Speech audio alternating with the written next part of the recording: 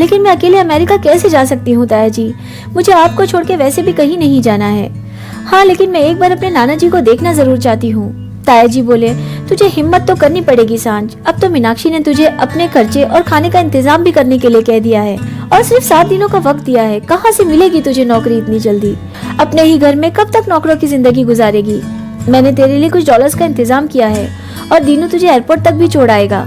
तो वो बोली, लेकिन ताया जी, नाना जी इतने सालों से कहाँ थे? अचानक उन्हें मेरी याद कैसे आ गई?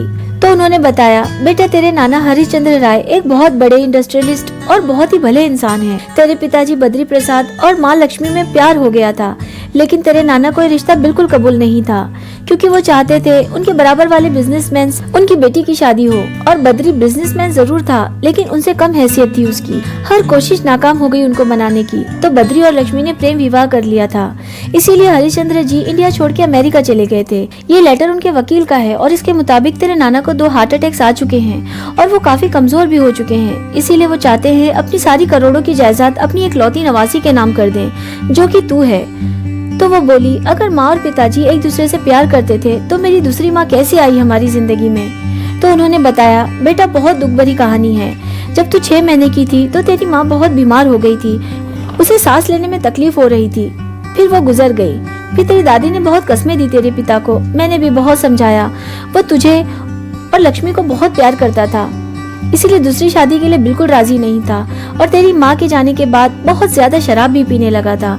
लेकिन तेरी दादी ने जैसे तैसे शादी करवाई उसकी मीनाक्षी के साथ। हमने सोचा था तेरे लिए घर में माँ आई है, लेकिन हमें नहीं पता था वो इतनी लालची और बेरहम निकलेगी। इसी घर में हम सब साथ रहते थे, लेकिन उसने बंटवारा कर दिया और यहाँ से उस नए घर में चली गई रहने। फिर तेरी दादी की उम्र भी हो गई थी और बीमार भी रहने लगी थी, वो भी गुजर गई। तब तो सिर्फ 2 साल की थी। सारा बिजनेस उसने धीरे धीरे अपने नाम कर लिया। और एक दिन बद्री बेवक्त ऑफिस से घर आया तो उसने देखा मीनाक्षी ने तुझे स्कूल नहीं भेजा क्योंकि उस दिन नौकर बीमार था और वो तुझसे घर का काम करवा रही थी। इस बात पे बद्री उस पे बहुत बिगड़ा। मीनाक्षी ने कहा, इसे कोई अनाथ आश्रम में फेंक दो, मैं नहीं पालूंगी इसे, और मुझ पे ज्यादा चिल्लाओ मत। मेरे पिताजी ने शादी के वक्त 50% के बिजनेस को मेरे नाम करवा लिया था, तब मुझे तुमसे शादी करने की इजाजत दी थी, और जो 50% है वो भी मेरे बहुत जल्द हो जाएंगे। इसी बहस में उसे हार्ट अटैक आ गया। वैसे तो वो 50% की मालिक तू है, लेकिन ये तुझे तेरा हक नहीं देगी, ये तो तू भी समझ चुकी है। फिर उन्होंने उसे समझाया, बेटा ये सब बातें गुजर चुकी हैं, इन्हें भूल जा। तेरे नाना तेरी माँ से बहुत प्यार करते थे, तुझे भी उतना ही प्यार करेंगे। तू अपना सामान बांध, एक दिन का वक्त है तेरे पास, और ये बात बिल्कुल भी किसी को नहीं बताना, नहीं तो मीनाक्षी इस पे भी कब्जा कर लेगी। फिर बोले, बेटा काफी देर हो गई है, तू जा, नहीं तो मीनाक्षी तुझ पे गुस्सा होगी। और कल रात 1 बजे दीनू घर के पीछे वाले रास्ते पे टैक्सी लिए खड़ा रहेगा, और ये तेरे नाना जी का एड्रेस है, इसे संभाल के रखना। मैं फोन करके तेरे नाना को इत्तिला कर दूंगा कि तू आ रही है। घर पहुंच के वो जल्दी में अपने कमरे में जा रही थी। उसे तैयारी भी करनी थी और अपना पासपोर्ट भी ढूंढना था, लेकिन सुनहली ने उसे अपने कपड़ों में इस्त्री करने के लिए बुला लिया। और जब वो गई तो सुनहली बोली, सांझ कुछ ड्रेसेस रखे हैं टेबल पे, मेरा मन भर गया है इन्हें पहन के, तू रख ले तेरे लिए, वैसे भी मेरे उतारे हुए कपड़े में तू अच्छी लगती है। फिर उसने एक बड़ी सी फोटो निकाल के पूछा, क्या तू इन्हें जानती है? सांझ ने कहा, नहीं, कोई नई फिल्म के हीरो होंगे। तो सुनहली बोली, ये प्रेम ओबरॉय हैं, बहुत बड़े इंडस्ट्रियलिस्ट हैं, लड़कियां दीवानी हैं इनकी, मोस्ट हैंडसम मैन की लिस्ट में पहले नंबर पे आते हैं, कोई गर्लफ्रेंड भी नहीं है, और अभी मैं जिस डिस्को में जा रही हूँ वहाँ ये ड्रिंक करने आते हैं। अपनी कंपनी के सीए राजीव मिश्रा ने बताया है, और ये अपने से ज्यादा पैसे वाले भी हैं। वाओ, ब्यूटीफुल तो मैं हूँ ही, अब इन पे अपना जादू चलाना है और सुनहली ओबरॉय बनना है, मैं एक जमाने से इन्हें चाहती हूँ। फिर सांझ ने अपनी तैयारी की और अपना पासपोर्ट और नाना जी का एड्रेस लेके ठीक रात 1 बजे ताया जी के बताए हुए रास्ते पे पहुंच गई और दीनू काका के साथ एयरपोर्ट तक भी पहुंच गई, लेकिन काफी डरी हुई थी।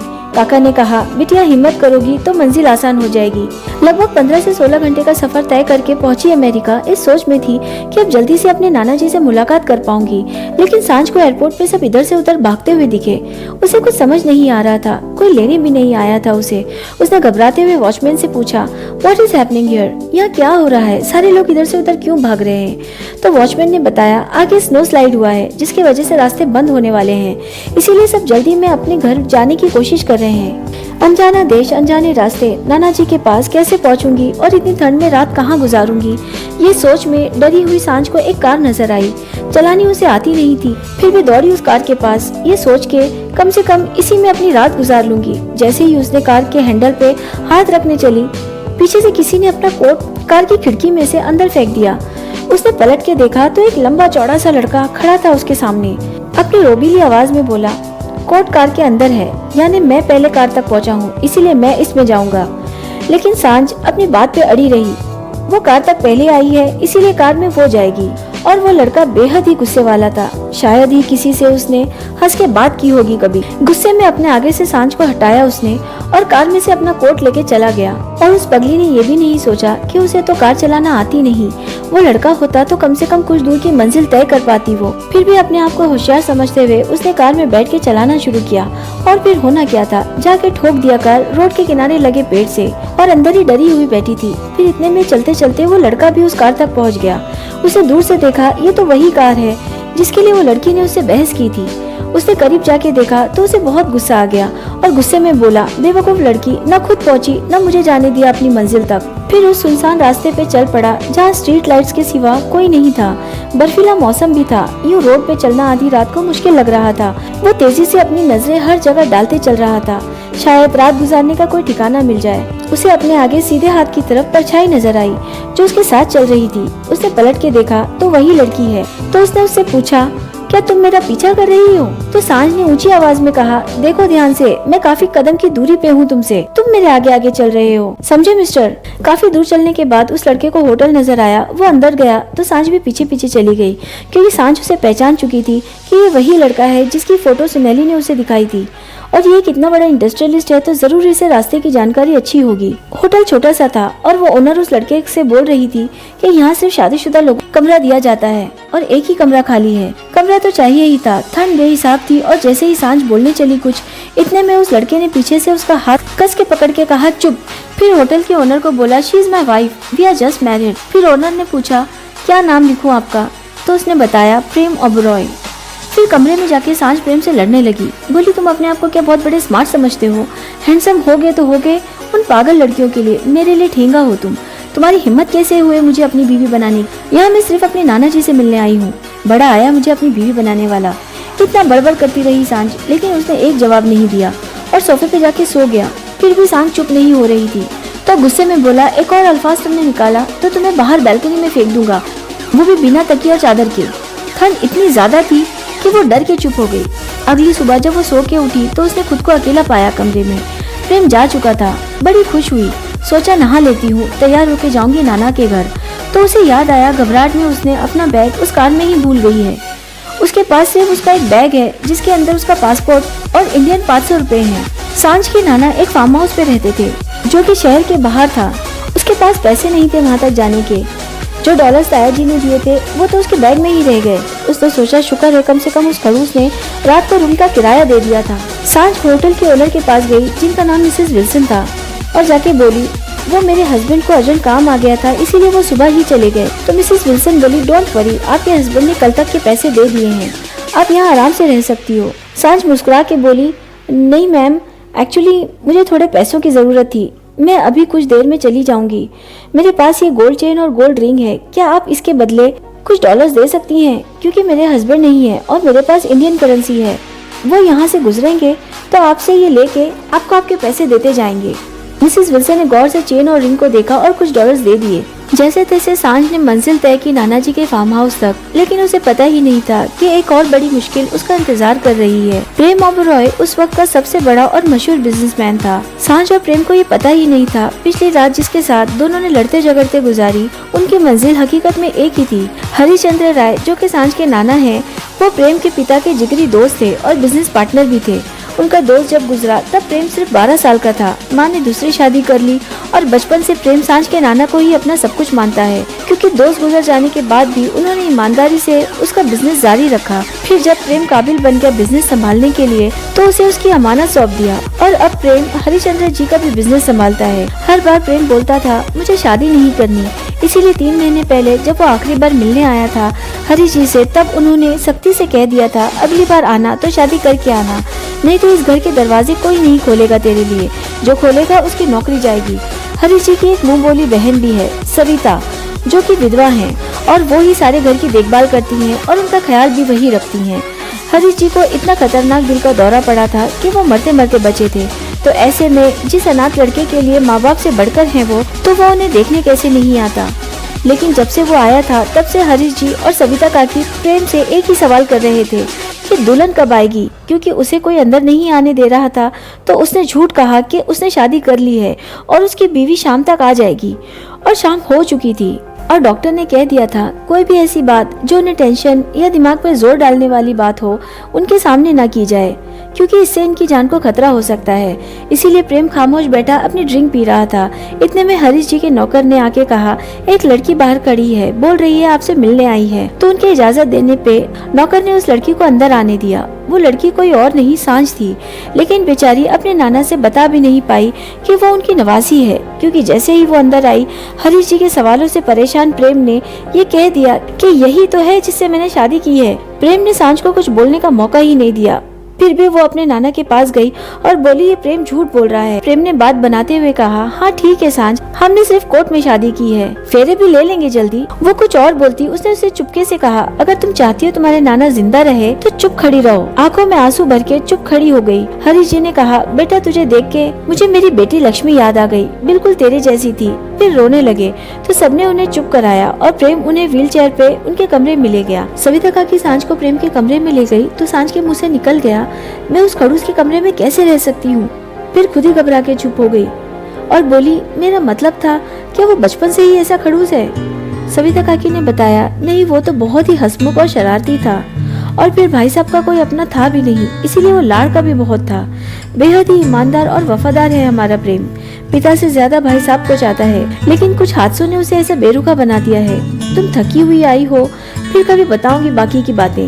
ये बोल के वो चली गई। कमरा काफी बड़ा था और प्रेम के रिजल्ट्स, मेडल्स और विनिंग कप्स सब कुछ संभाल के रखे हुए थे। जैसे ही प्रेम आया सांझ उससे लड़ने लगी और लड़ते हुए रोने भी लगी। उसने कहा, मैं अपने नाना से मिलने आई थी और ये क्या नौटंकी में डाल दिया तुमने मुझे।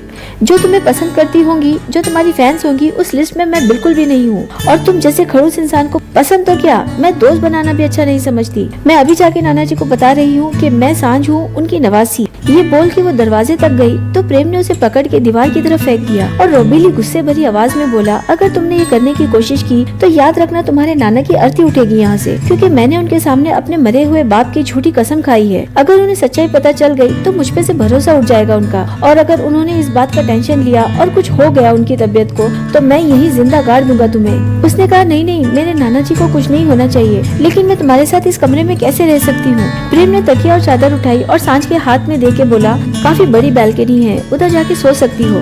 बड़बड़ करती हुई बोली, वाह भाई वाह, बड़ी अच्छी बात है कि लड़की बैल्कनी में सोए और लड़का घर के अंदर सोए।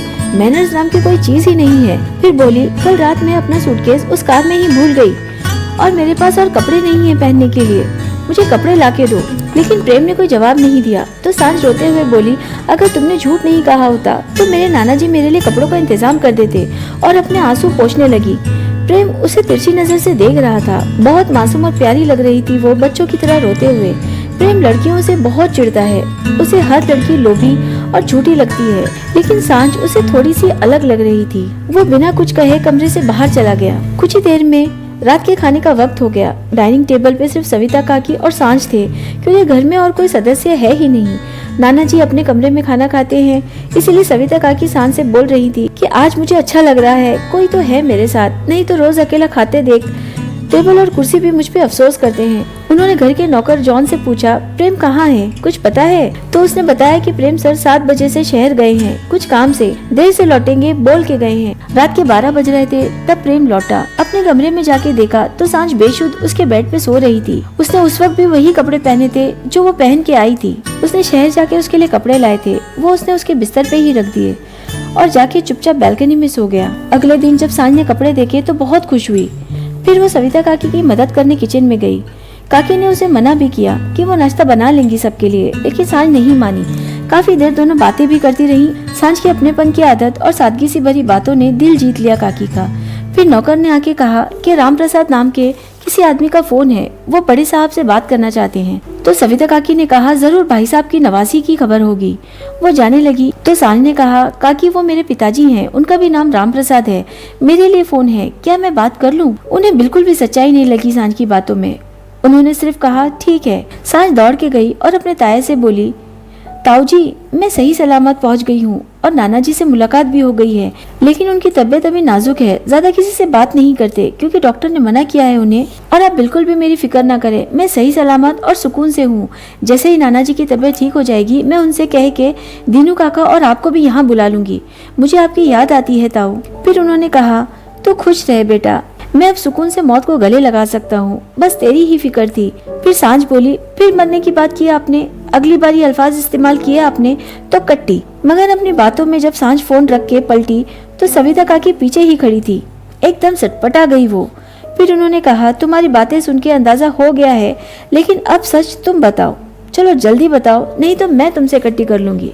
फिर सांझ ने सारी सच्चाई बताई तो उन्होंने कहा, मुझे तो पहले ही शक था कि प्रेम झूठ बोल रहा है, वो कैसे इतनी जल्दी शादी कर सकता है, जिसे 3 साल से राजी करवा रहे हैं, फिर भी हम उसे राजी नहीं करा पाए। सांझ ने पूछा कि कल आपने कहा था कि पहले प्रेम ऐसे नहीं थे, बताइए ना उनके बारे में। इतने में एक लड़का आया और मौसी बोल के गले लग गया सविता काकी के। सविता काकी ने उसे सांझ से मिलवाते हुए कहा, ये प्रीतम खन्ना है, मेरा भांजा, टीवी में तो देखा ही होगा इसे इसकी फिल्म मन का चोर में। तो सांझ ने बहुत ज्यादा खुशी में कहा, हाँ मुझे बहुत अच्छी भी लगी थी आपकी फिल्म। फिर प्रीतम ने कहा, लेकिन मौसी जिनसे मिलवा रही हो उनका तो परिचय दो। फिर मुलाकात के बाद प्रीतम ने हरी जी की भी खैरियत पूछी, वो उनकी बीमारी की खबर सुन के ही आया था। प्रीतम सांझ से काफी सारी बातें कर रहा था दिन के खाने के वक्त, और प्रेम ऊपर खड़ा अपनी शराब पीते हुए सब देख रहा था। जब प्रीतम की नजर प्रेम पे पड़ी तो उसने उससे भी साथ में खाना खाने के लिए इनवाइट किया, लेकिन वो बिना कुछ कहे अंदर चला गया। नाना जी के बाजू वाला कमरा प्रीतम का था, वो भी अक्सर वक्त बिताने वहाँ आया करता था। जब सांझ प्रेम के कमरे में गई तो प्रेम ने उससे कहा, प्रीतम से दूर रहो, नाना से मिलने आई हो उनका ही ख्याल रखो, समझी? सांझ ने कहा, क्यों, क्या जलन हो रही है तुम्हें? गुस्से में लाल प्रेम ने कहा, तुम्हारी जैसी मैं अपनी कंपनी में एम्प्लॉय भी नहीं रखता। सांझ बुरी तरह चिढ़ गई और बोली, मेरा जिससे जी चाहेगा उससे दोस्ती करूंगी, तुम होते कौन हो मुझे रोकने वाले? 3-4 दिन तक प्रीतम वहीं सबके साथ रहा। फिर उसे कोई प्रोडक्ट ऐड के लिए ऑफर आई तो वो चला गया, लेकिन सांझ की खूबसूरती से बहुत ज्यादा प्रभावित हो चुका था वो जैसे ही अपने काम से फ्री होता तो सविता काकी और हरीश जी से मिलने के बहाने आ जाता था। लेकिन प्रेम को सांझ की और प्रीतम की बढ़ती दोस्ती न जाने क्यों अच्छी नहीं लग रही थी। उसने सांझ को काफी बार मना भी करा और काफी समझाया भी कि उससे दूर रहे, लेकिन वो उसे जलाने के लिए प्रीतम से कुछ ज्यादा ही दोस्ती का नाटक कर रही थी। ऐसे ही सांझ को 1 महीना गुजर गया। अपने नाना जी के पास आए, वो बहुत खुश थी और नाना जी की देखभाल भी वही करने लगी थी। घंटों बैठ के उनको यहाँ वहाँ की बातें बता के हंसाने की कोशिश करती थी। नाना जी ठीक भी होने लगे थे क्योंकि सांझ की मौजूदगी से वो बहुत खुश रहने लगे थे। फिर वो उन्हें घर से बाहर भी ले जाने लगी। एक दिन प्रेम 3 दिन के बाद लंदन से लौटा, कोई बिजनेस के सिलसिले में गया हुआ था, तो उसने सांझ और सविता काकी की बातें सुनी। वो उसे बता रही थी प्रेम के बीते हुए कल के बारे में। उन्होंने बताया कि प्रेम की एक गर्लफ्रेंड थी लवलीन, जिसे वो बहुत चाहता था। दोनों ने साथ में पढ़ाई खत्म की थी ऑक्सफोर्ड यूनिवर्सिटी से। पढ़ाई के बाद भी दोनों मिलते रहे। वो यहाँ भी आती थी हमसे मिलने। फिर एक दिन उसने प्रेम से कहा, मेरा बचपना था, मुझे अब एहसास हुआ है कि मैं तुमसे प्यार नहीं करती, मुझे राहुल से प्यार है जो अपने साथ पढ़ता था। हम अब भी कांटेक्ट में हैं। फिर उसने राहुल से शादी कर ली, लेकिन प्रेम का कहना है कि आज से 5 साल पहले उसका बिजनेस ज्यादा सक्सेसफुल नहीं था। राहुल के पिताजी ज्यादा पैसे वाले थे। लवलीन ने पैसा देख के उसे ठुकरा दिया, इसीलिए उस दिन से उसने बेहिसाब मेहनत कर डाली सबसे ज्यादा पैसे वाला बनने के लिए, और आज सबसे आगे उसी का नाम आता है। और धोखे ने उसके दिल में लड़कियों के लिए नफरत भर दी है। प्रेम को बिल्कुल नहीं पसंद कोई उसका गुजरा हुआ कल जाने या कोई उस पे तरस खाए। और नरम दिल की हमारी सांझ को बहुत अफसोस हुआ प्रेम की कहानी सुन के। जब प्रेम की आवाज सुनी दोनों ने कमरे तक जाने की, तो सांझ ने कहा, मैं पूछ लेती हूँ क्या उसे खाना खाना है। और जैसे ही वो उसके कमरे में गई पूछने के लिए, तो प्रेम ने उससे कहा, ऐसे तो कभी मुझसे ढंग से बात नहीं करती, आज मुझ पे तरस खाने आई हो। और उसने उसे कमरे के बाहर धक्का देके निकाल दिया और दरवाजा भी बंद कर लिया। सांझ को बहुत बुरी लगी उसकी ये हरकत। सविता काकी सब देख रही थी। जब सांझ नीचे आई तो उसने अपना कमरा अलग करने की जिद की, तो काकी ने कहा, बेटा प्रेम गुस्से वाला जरूर है, लेकिन मन का अच्छा है। गुस्से से भरी सांझ ने कहा, नहीं बिल्कुल भी अच्छा नहीं है, खड़ूस है। अच्छा हुआ लवलीन ने उसे छोड़ दिया, इसी के लायक है वो। अगले दिन सांझ का कमरा सविता काकी ने अलग करवा दिया। प्रेम के बिल्कुल सामने वाले कमरे में उसका इंतजाम करवा दिया रहने का, और नाना जी को पता भी नहीं चल पाएगा क्योंकि उनका कमरा तो नीचे है। सांझ प्रेम को जलाने के लिए और भी ज्यादा प्रीतम की दोस्त बनने का नाटक करने लगी। प्रीतम के पास और कोई नई फिल्म या काम नहीं था, इसीलिए इस बार ज्यादा दिन के लिए रुक गया नाना जी के घर, क्योंकि उसे सांझ के साथ अच्छा लग रहा था और उसे ये भी पता चल गया था कि सांझ प्रेम की बीवी नहीं है। सांझ तो प्रेम को जलाने के लिए प्रीतम से दोस्ती बढ़ा रही थी, लेकिन प्रीतम के मन का हाल तो सिर्फ प्रेम ही समझता था, क्योंकि बचपन से दोनों एक दूसरे को अच्छे से जानते थे। दिन के खाने के वक्त प्रीतम ने कहा, कल हम सब हॉर्स राइड के लिए जाएंगे, कोई इनकार नहीं करेगा। अब तो हरीश अंकल भी ठीक होने लगे हैं, इसीलिए वो भी चलेंगे और खूब मस्ती भी करेंगे। सांझ बहुत ज्यादा एक्साइटेड थी हॉर्स राइड पे जाने के लिए, क्योंकि उसके लिए पिकनिक जैसा लग रहा था। उस रात सांझ प्रेम की तरफ की सीढ़ियों से पानी लेने के लिए नीचे उतरी, क्योंकि किचन उसी तरफ था। उतरते वक्त उसने प्रेम को फोन पे किसी से बात करते हुए सुना। प्रेम की आवाज उसके कमरे के बाहर तक आ रही थी। कुछ फिल्म की बात कर रहा था वो। अगली सुबह से पिकनिक के लिए तैयार थे। सारा खाने पीने का सामान भी कार में रखा जा चुका था। इतने में प्रीतम के फोन पे किसी डायरेक्टर का फोन आया और वो डायरेक्टर उसे अपनी नई फिल्म के लिए साइन करना चाहता था। प्रीतम काफी दिनों से कोई फिल्म की तलाश में था और डायरेक्टर ने उसे अगले ही दिन अपने ऑफिस पे बुलाया था, इसीलिए उसे तुरंत ही इंडिया के लिए फ्लाइट लेना जरूरी हो गया था। उसने सबसे कहा, माफ करना मैं नहीं चल पाऊंगा, लेकिन सविता काकी ने कहा, बेटा शाम की फ्लाइट से चले जाना, अभी सारी तैयारी हो गई है और वैसे भी 5 बजे तक तो हम लौट ही आएंगे। लेकिन सांझ चुप खड़ी थी।